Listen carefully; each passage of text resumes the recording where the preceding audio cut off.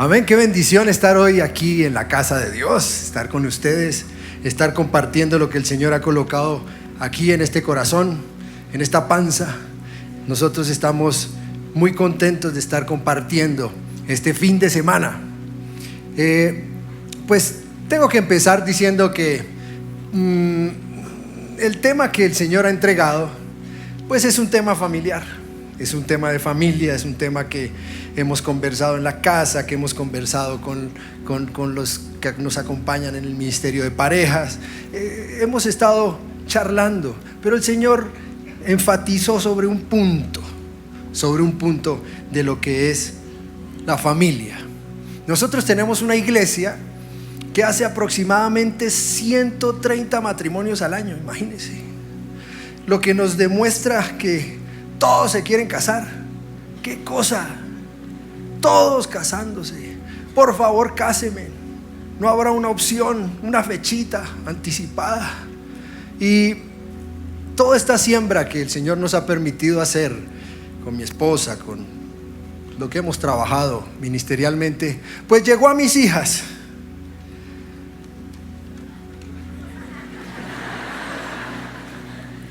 Yo no sabía que uno sembraba y recogía.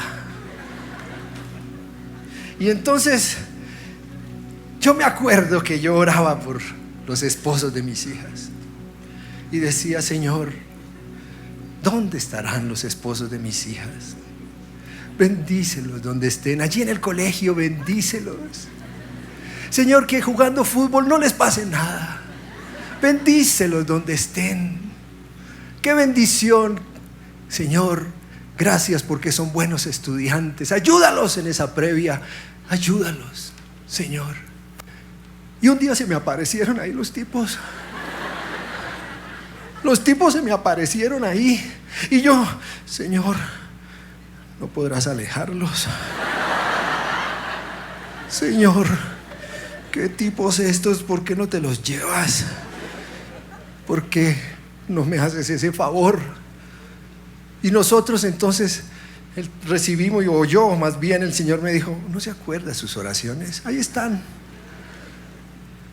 Y ya, pues uno en esas instancias tiene 3 etapas. Yo descubrí 3 etapas. La de la negación. Lleves esos tipos, qué horribles, qué cosa tan fea.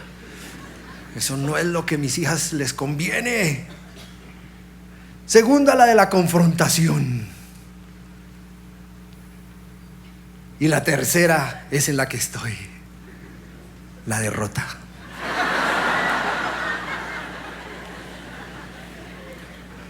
Ya no hay nada que hacer. Ya me toca orar por los tipos. Señor, que tus planes se cumplan en ellos. Señor, que yo no estorbe lo que tú estás armando. Y yo le entregué un perfil al Señor de mis hijos, de los esposos de mis hijas. Yo me atreví a entregarle un perfil. Me atreví y le decía: Señor, que te amen. Segundo, que te teman. Y tercero, que tengan plática. Más bien que sean prósperos. No me importa si tienen millones, pero el Señor, yo sé que los va a prosperar. Yo sé que el Señor los va a prosperar. Entonces, en temas de familia uno tiene que ver que todos se quieren casar. Incluso hay gente que hace locuras para casarse. Hay gente que no mide las consecuencias y hace locuras. Se casan porque se casan. Pero también estamos viendo gente que hace locuras para ver cómo deja esa vieja o cómo deja ese tipo. Y ya son casados. Están haciendo locuras y no miden las consecuencias de sus actos en cuestiones de familia. Por eso nosotros, no me importa la condición en que usted esté, si es casado, si es soltero, si es rejuntado, si es viudo, si es viuda, usted debe conocer el propósito y el diseño de Dios para la casa, para establecer una familia. Y uno sabe que es tan importante para Dios porque desde Génesis 1 el Señor empezó a hablar de familia. En Génesis 1, 27 y 28 el Señor dice: así que Dios creó a los seres humanos a su propia imagen. A imagen de Dios los creó, hombre y mujer los creó. Listo, empezó la familia. Y luego Dios los bendijo, ojo con esa palabra, con las siguientes palabras: sean fructíferos y multiplíquense. Cuando el Señor estableció la familia, quiere que nosotros seamos fructíferos y nos multipliquemos. Pero no es que se llene usted de chinos. Lo que el Señor eso es una cuestión suya. Si usted quiere tener 10 o 50 o 1 o 2, eso es su responsabilidad.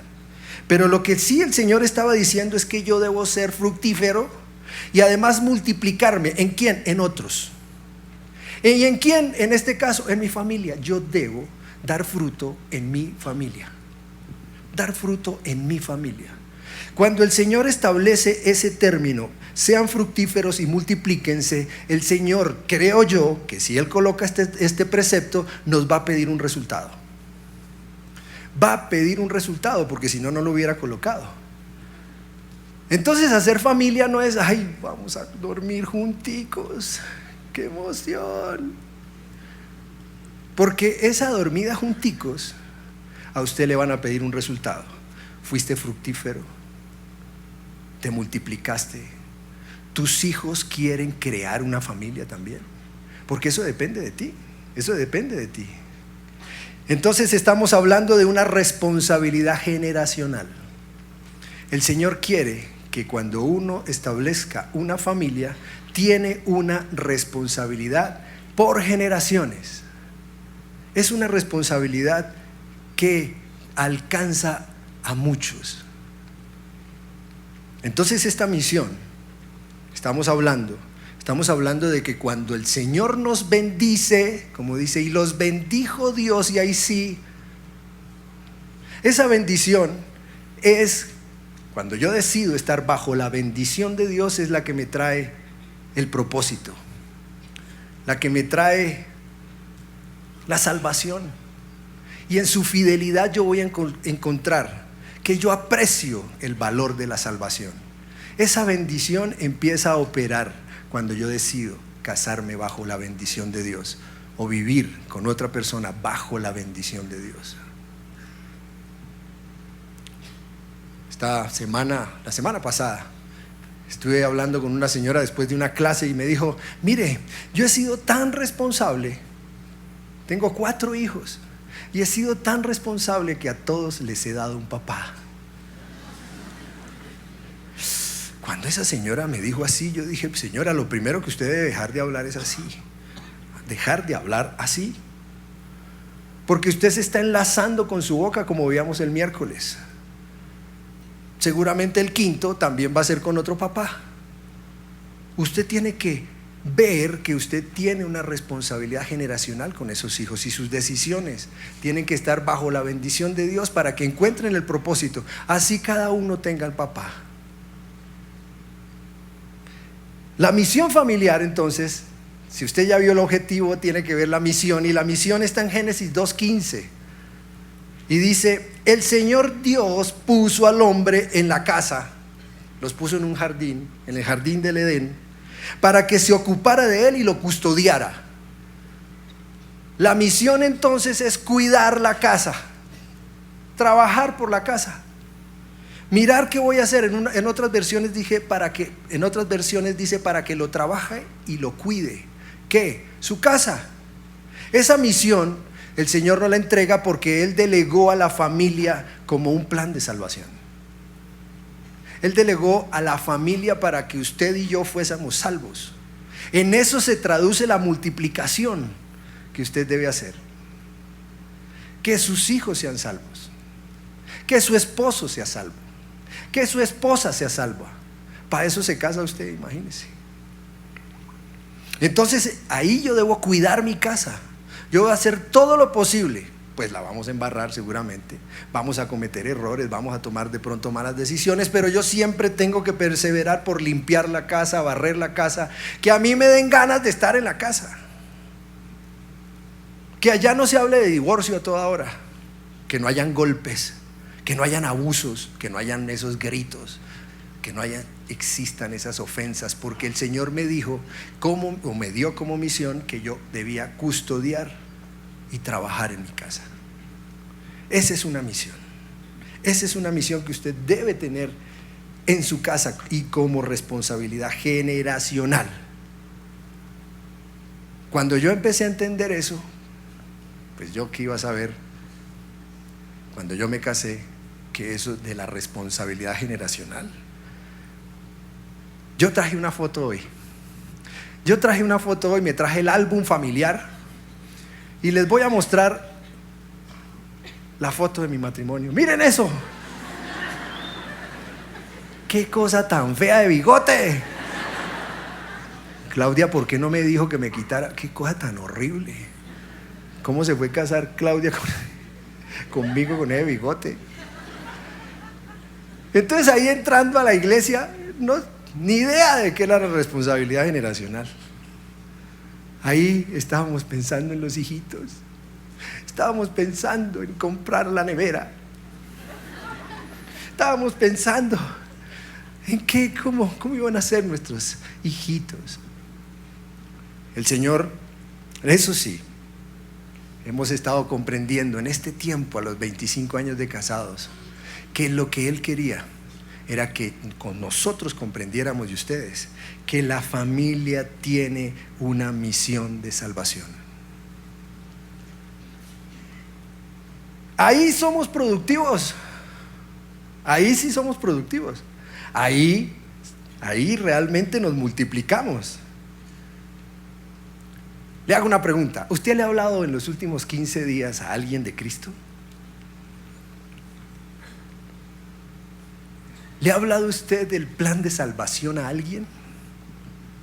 ¿Le ha hablado a algún conocido o desconocido de lo que usted aprende en la iglesia? Otra, ¿le ha hablado a sus hijos de Cristo, papá? Mamá, ¿le ha hablado de Cristo a sus hijas? ¿Usted cree en un plan de evangelización? Otra, ¿quién fue la persona que le habló para que hoy usted esté aquí sentado? De Cristo. ¿Qué le explicó lo de la iglesia? Porque muchas veces nos sentamos aquí en la iglesia y no tenemos ni idea para qué nos sentamos.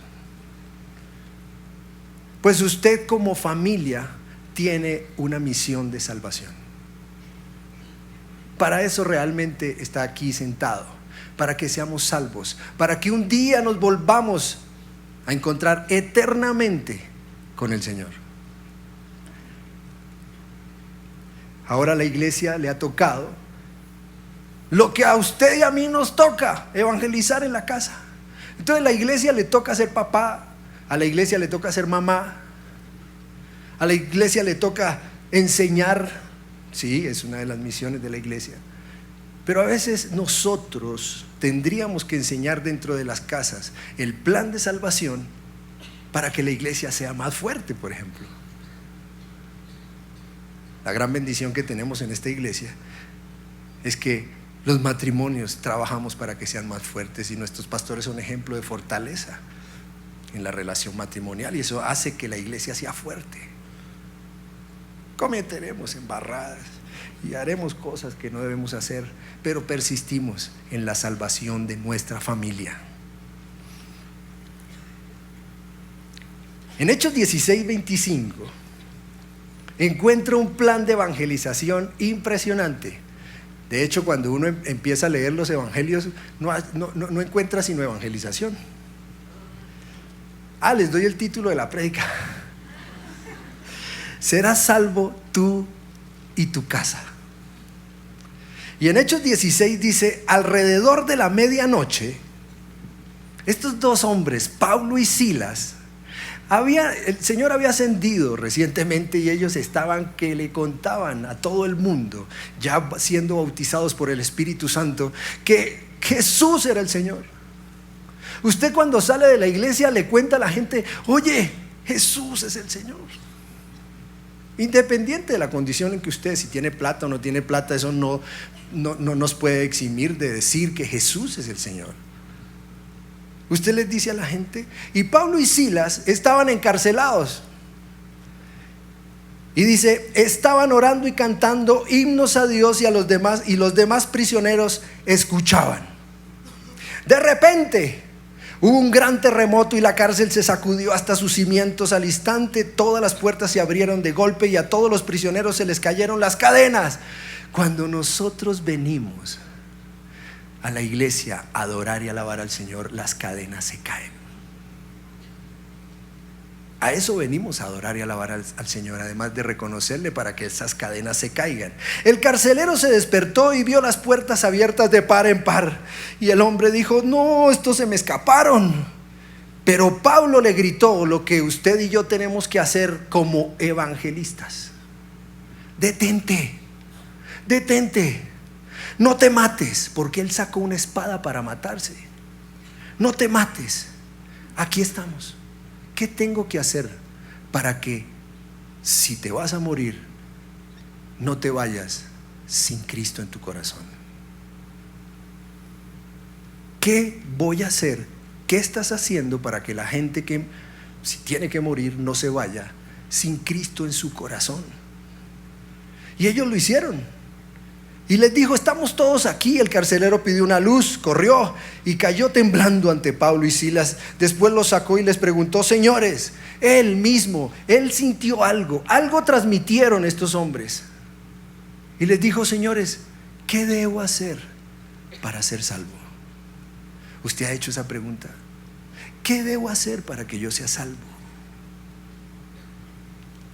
Ellos le contestaron, cree en el Señor Jesús y serás salvo tú y tu casa. Ellos no iban solamente por el Señor.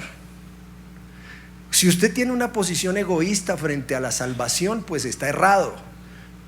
Pablo y Silas dijeron, serás salvo tú y toda tu casa. Vamos a ver cómo logramos que su casa sea salva.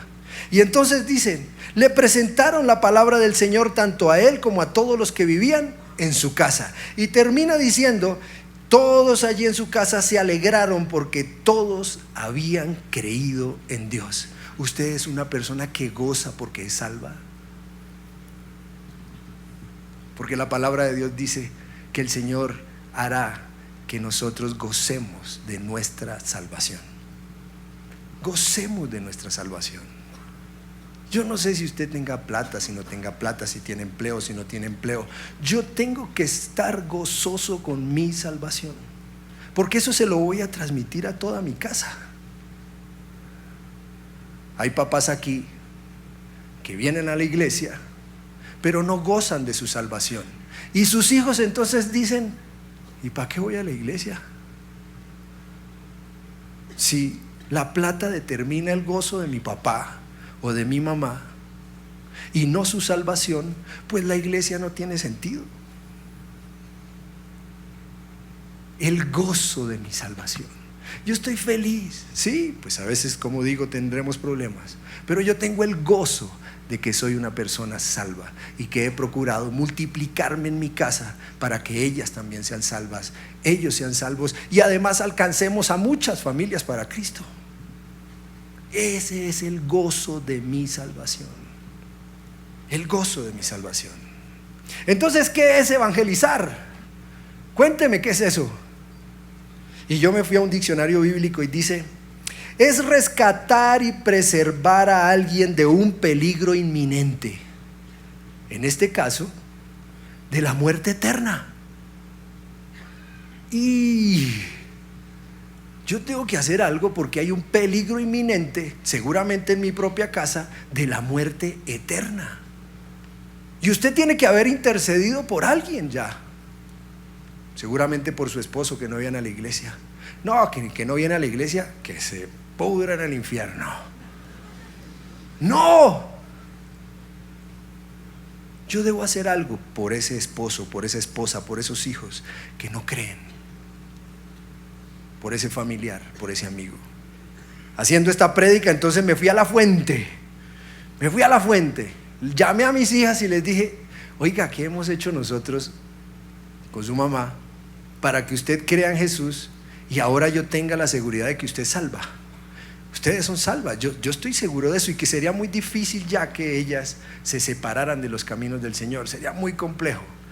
Y yo oro también para que no pase. Y Paola me dijo que cuando yo leía la Biblia, ella se fijaba y veía los dibujos que yo hacía, porque a mí se me facilita dibujar y colorear, y cuando los pastores nos empezaron a enseñar a colorear y toda esta cosa, pues volaba yo ahí, porque se me facilita. Y entonces ellas empezaron a fijar en eso, y empezaron ahora, y sus Biblias ahora son, no, pues ya no le caben más los stickers pues a la Biblia, ya no se leen las palabras y las promesas y lo que pasa y lo que le dijo Dios y la señal con el tipo ese, el código con Dios, con mi esposo futuro, ¿no? Y entonces eso. Pero yo estoy seguro que ahí el Señor les habló. Como hizo Pablo y Silas, le presentamos la palabra de Dios. Y llamé a la otra, y me impactó esa, porque me dijo: me dejaste ser nosotras, pero nunca me negociaste lo que yo debía hacer en la iglesia. Esa me sorprendió.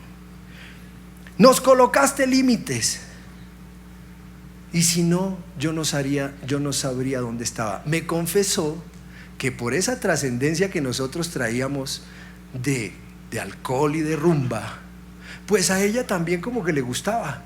Si el Señor no me indica a mí que yo debo colocar límites para ella, seguramente la hubiera perdido. Entonces ahí tuvimos que trabajar. También tuvimos que dejar cosas que nosotros hacíamos para la salvación de nuestras hijas. Por ejemplo, cuando yo trabajé 29 años en la vida secular, ya llevo 5 en la iglesia, todavía no me pensiono, pero en esas épocas de trabajo, pues en las reuniones de fin de años o cualquier reunión había trago, y nosotros, pues mi jefe y todos teníamos que ir a participar. Y una vez nos fuimos con Daniela, de 4 años tenía ella, y en una de esas reuniones en la mesa, ella pensó que un vaso que había allí era agua, era un aguardiente, y se lo tomó. Un aguardiente a los 4 años, esa niña hacía ¡ah! Y nosotros no sabíamos qué hacer. ¿Qué hacemos? Y al otro día pues tocaba venir a la iglesia, y Daniela con tufo en su presencia kids.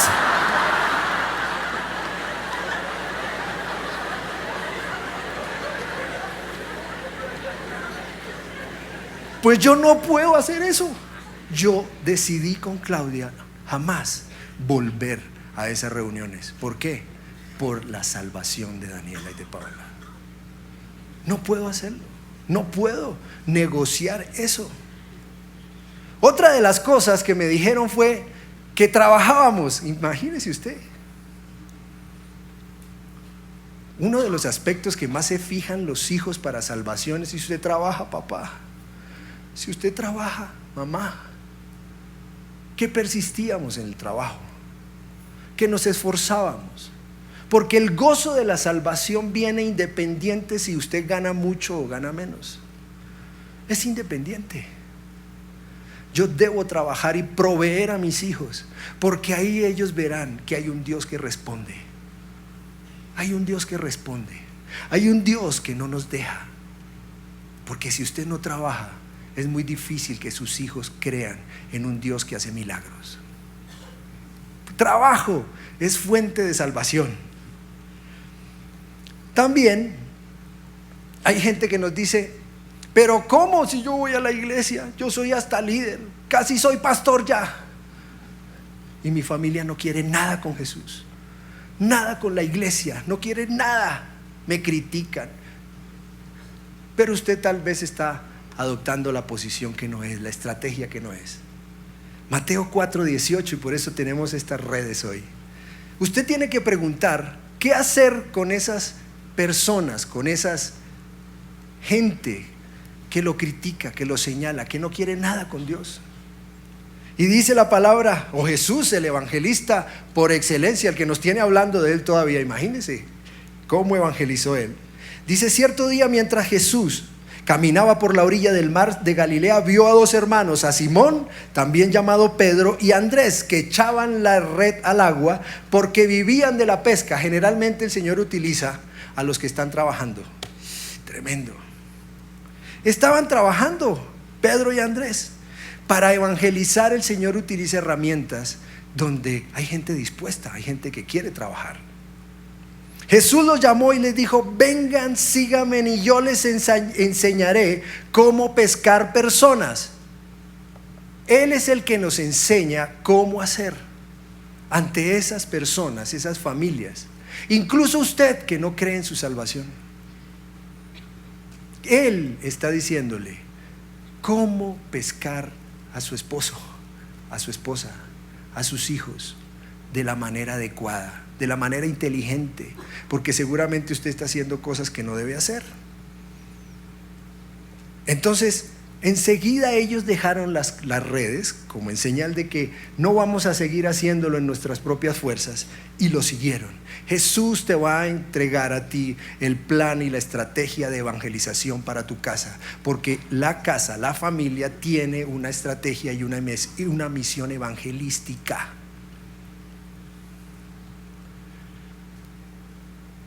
Sin embargo, creo yo que la salvación es un proceso, tenemos que cuidarla. La palabra también dice que nosotros debemos cuidar de nuestra salvación con temor y con temblor. Lo que me indica a mí que es un proceso que yo debo estar cuidando. No es solamente venir a la iglesia y ya, sino que en la oficina, en la universidad, en el colegio, con los vecinos, yo debo demostrar que soy salvo. Y ahí en ese proceso hay atentados a la salvación. Ojo con eso, atentados a la salvación. Yo los sufrí.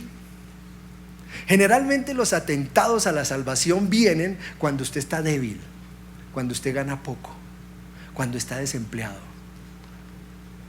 Generalmente los atentados a la salvación vienen cuando las cosas no se dan.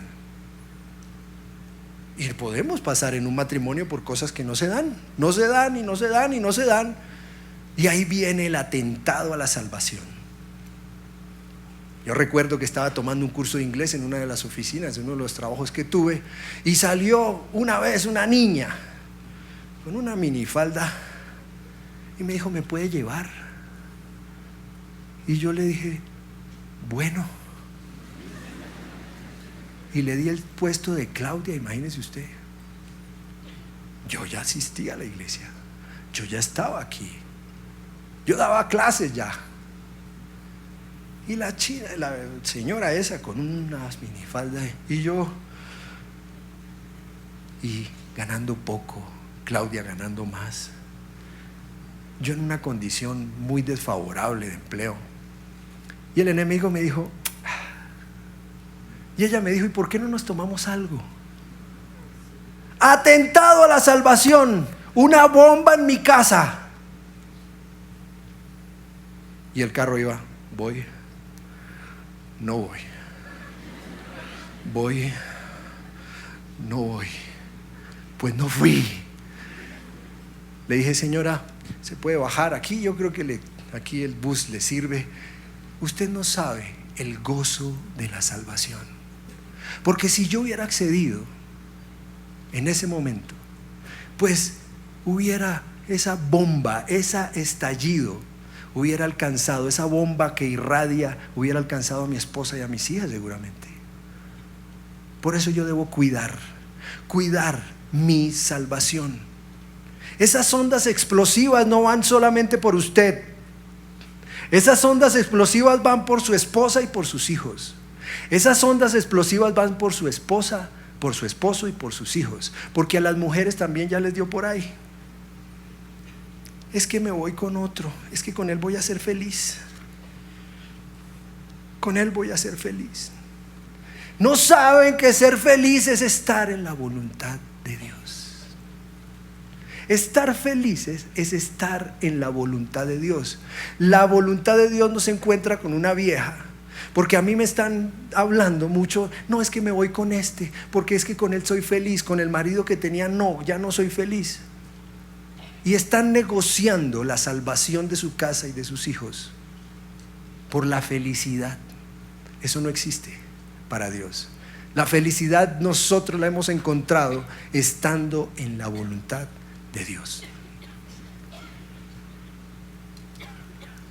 ¿Cómo evita usted los atentados? ¿Cómo puede evitar esos atentados? Pues con la palabra de Dios. Usted tiene que hablar de la palabra de Dios. Yo hablo todavía con mis hijas, que ya son grandes, de la palabra de Dios. Pues no es que estemos pues dándonos bibliazos todo el día y no. Pero por lo menos cuando nos reunimos, pues sabemos todos ya cómo estamos. Y ellas ya se atreven a decirme a mí: oye papi, pero no crees que, pero no sé qué, pero sí sé más. Yo creo momentos para ver cómo está la salvación de mi casa. Deuteronomio 6:7 habla de eso. Dice: debes comprometerte con todo tu ser a cumplir cada uno de estos mandatos que hoy te entrego. Repíteselos a tus hijos una y otra vez. Habla de ellos en tus conversaciones, cuando estés en tu casa y cuando vayas en el camino, cuando te acuestes y cuando te levantes. Yo debo hablar en mi familia de la salvación. Yo tengo que estar cuidadoso de mi salvación, de la salvación de los que viven conmigo. Yo tengo que estar pendiente de la salvación. También, uno, hablando de la palabra de Dios. 2, con el amor. ¿Por qué? Porque yo diría, o alguien puede decir aquí: te amo tanto, como dijo Jesús, que yo no atentaría contra tu salvación. Yo tuve una mamá que duró mucho tiempo aguantando el alcoholismo de mi papá. Pero si ella se hubiera cansado a los 10 años, si ella no hubiera aguantado, a pesar de que tenía los méritos para irse, ¿no? Porque el tipo a veces se nos portaba mal y el alcohol generaba violencia. Pero ella, sin saber, estaba aguantando lo que era una familia, para que esa familia alcanzara el propósito. Si ella se nos raja, seguramente yo hoy no estaría compartiendo la palabra con ustedes. El propósito se encuentra en el momento en que yo veo el diseño y que yo espero el propósito y la salvación de Dios. Ahora yo estoy seguro que yo, mi esposa, mis hijas, mis hermanos, mis sobrinos y todos los que el Señor quiera entregarnos ahí, mis yernitos, voy a estar pendiente de su salvación y somos salvos. Por eso, esposas, no le coloquen los chilitos al tipo, a menos que sea un depravado, pues miraremos qué vamos a hacer. Pero yo no puedo, por orgullos, por buscar la felicidad, dejar que mis hijos de pronto se pierdan o que el plan de Dios no se cumpla en mi casa, en mi familia. Entonces eso significa que hay que hacer sacrificios como los hizo Jesús. Juan 3:16 dice: de tal manera amó Dios al mundo que dio a su único Hijo, para que todo el que en él crea no se pierda, sino que tenga vida eterna. Dios no envió a su Hijo al mundo para condenar al mundo. Si tú crees, hoy hay gente aquí que puede estar sintiendo: yo no soy salvo, yo no merezco la salvación, yo no merecería esto. El Señor no vino a condenarte.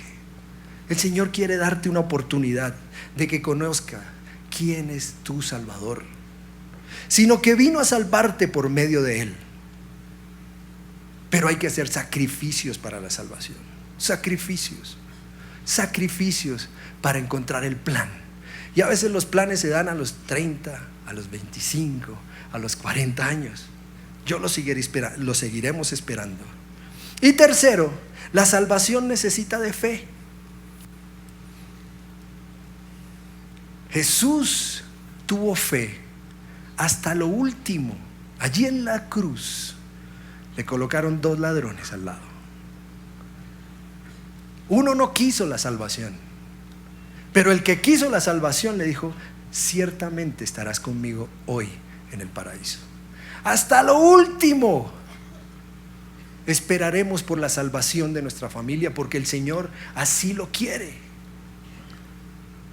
Estaremos trabajando y perseverando para que no se pierda mi papá, no se pierda mi mamá, no se pierda mis hijos, no se pierdan mis familiares, mis amigos, porque hasta el último minuto, como Jesús lo hizo, podemos alcanzar la salvación, a menos que ellos decidieran: no voy con Dios, no voy con Jesús.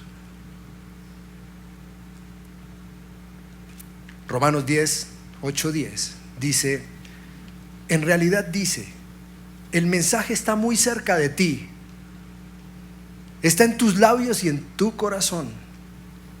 Y este mensaje es el mismo mensaje que nosotros predicamos acerca de la fe, que si confiesas con tu boca que Jesús es el Señor y crees en tu corazón que Dios lo levantó de los muertos, serás salvo. Cuando yo creo en el corazón, mi condición empieza a cambiar. El Señor no te va a dar la salvación a ti por la condición que en este momento estés. Él no se está fijando en tu condición para salvarte. Él está esperando que tú confieses y hagas cambios de vida, para que la salvación se te note y los de tu casa lo noten y ellos puedan decir: yo quiero ser salvo. Sigue el versículo diciendo: pues es por creer en tu corazón que eres declarado justo a los ojos de Dios, y es por confesarlo con tu boca que eres salvo. Yo confieso a Jesús y soy salvo. Yo creo en Él, quiero actuar como Él, quiero caminar por donde Él camina. Yo quiero ser salvo. Yo quiero ser salvo para que mi casa sea salva, porque además el Señor me ha entregado estrategias de salvación. Yo quiero ser productivo. Productivo quiere decir que mi carácter va subiendo como el de Cristo, para que yo me pueda multiplicar en mi esposa, en mi esposo, en mis hijos. Eso es la premisa que Dios nos dejó: sean productivos y multiplíquense. Entonces tenemos una misión de rescate. Ante tantos atentados hay que tener una misión de rescate. La misión de rescate yo la tengo que tener con el Señor. ¿Por quién? Yo la tengo que tener. Yo traje otra foto. Les dije que traía el álbum familiar, ¿no? ¿Sí? Traje otra foto. Por ellas yo tengo que hacer cualquier cosa para que no se pierdan. Por eso yo no me voy con el primero que pasa.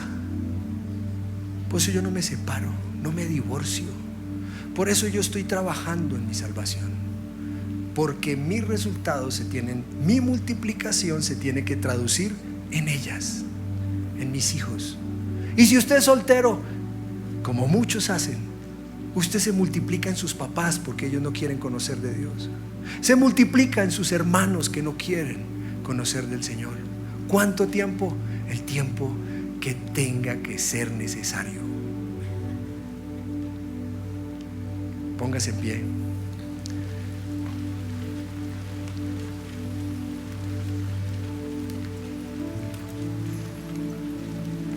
Yo quiero que usted ahí tome un desafío. Si usted quiere trabajar por la salvación de su casa y la de muchos, que usted pueda decirle: Señor, ¿qué debo hacer para ser salvo? Señor, ¿qué debo hacer para ser salvo?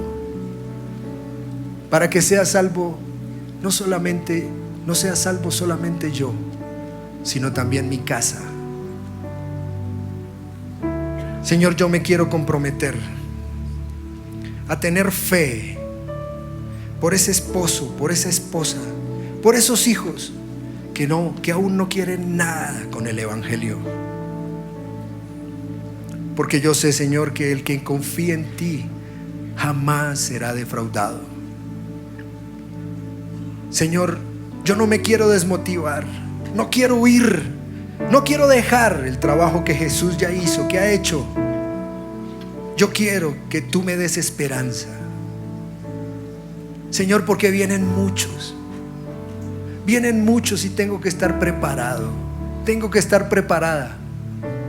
Pero también quiero que mi casa sea salva.